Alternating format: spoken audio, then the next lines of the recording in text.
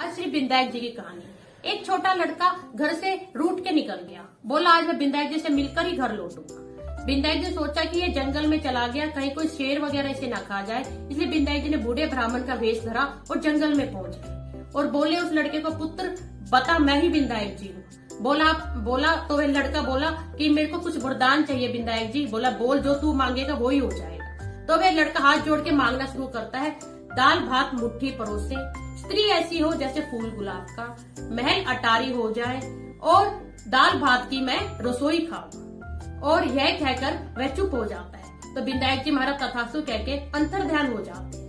जैसे वह लड़का अपने घर लौटता है, वह क्या देखता है, झोपड़ी की जगह खूब सारे महल अटारी खड़े हैं और हाथी और घोड़े बाहर खड़े हैं। जैसे अंदर जाता है, क्या देखता है कि एक छोटी सी बींडनी चौकी पे बैठी हुई है और बिल्कुल गुलाब के फूल की तरह सुंदर है।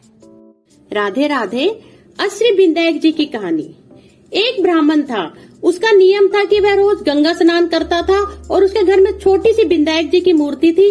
उन्हें भोग लगा के ही वह कुछ खाता पीता था। इससे उसकी पत्नी बहुत रुष्ट हो जाती थी कि सुबह सुबह तुम पूजा पाठ करने बैठ जाते हो, मैं अपने घर के अन्य कर्म काज नहीं कर पाती। तो एक दिन जैसे जो ब्राह्मण गंगा स्नान को गया था, उसकी पत्नी ने वह मूर्ति को छुपा दिया। जब ब्राह्मण वापस आया तो वह बोली भोजन कर लो। वह रोने लगा कि जब तक मूर्ति को भोजन नहीं कराऊंगा मैं भोजन नहीं करूंगा। इतने में जो उसने मूर्ति छुपा दी थी वह हंसने लगी और उसकी हंसी की आवाज से विनायक जी की कृपा से ब्राह्मण ने उस मूर्ति को ढूंढ लिया और उसे भोग लगाया। मूर्ति बोली कि तूने मेरी बहुत मन से सेवा की है, आज जो तू मांगेगा मैं तुझे वरदान दूंगी। तो ब्राह्मण ने मांगा, अन्न मांगू, धन मांगू, दुनिया के सभी सुख मांगू। और विनायक जी की कृपा से उस मूर्ति ने उसे आशीर्वाद दिया और ब्राह्मण के सब चीजों की। श्री विनायक जी की कहानी। श्री हरि विष्णु जी जब लक्ष्मी माता से विवाह करने गए, तब सभी देवता बोले सब चलेंगे परंतु गणपति को लेके नहीं जाएंगे, क्योंकि वे पूरी बारात का खाना अकेले गणपति ही खा जाएंगे। इसलिए सबने कहा कि तुम घर की रखवाल करो और सारे देवी देवता सज धज के श्री हरि विष्णु की शादी के लिए निकल। इतने में नारद जी गणपति जी के पास आए और बोले तुम्हें बारात में लेके नहीं गए। तो विनायक जी रुष्ट हो गए। उन्होंने अपनी चूहों की फौज भेज दी और जो मार्ग था बारात का वह थोथा करवा दिया, जिसमें श्री हरि विष्णु जो दूल्हे थे उनका जो रथ का पहिया अटक गया। जब कोई बढ़ई आया, जब उसने रथ के पहिए को हाथ लगाए, वह बोला जय श्री विनायक जी की। जब उसने ये कहा तो रथ का पहिया निकल गया।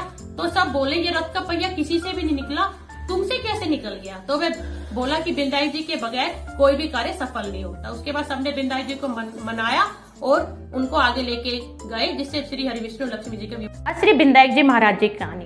विनायक जी महाराज चुटकी में चावल और चम्मच में दूध सारी नगर में फिरते हैं, मेरी खीर बना दो, खीर बना दो। तब एक बुढ़ी माई बोलती है ला बेटा मैं तेरी खीर बनाऊं, और वह छोटा भगोना लाती है। विनायक जी बोलते हैं माँ सबसे बड़ा भगोना ला। जैसे ही बुढ़ी माई एक चम्मच दूध और एक चुटकी चावल उस भगोने में डालती है, इतनी खीर हो जाती है कि उफन उफन के बाहर आने लग जाती है। तभी विनायक जी महाराज बोलते हैं माई मैं स्नान करके आता हूँ, तू खीर को तैयार रखियो। पीछे से बुढ़ी माई का मन चल जाता है और वह उस खीर को थाल में ठंडी करके और बोलती विनायक जी भोग लगाओ, और खुद उस खीर को दरवाजे की ओट में ग्रहण कर लेती है। जैसे विनायक जी आते हैं वह बोलती बेटा जीम ले।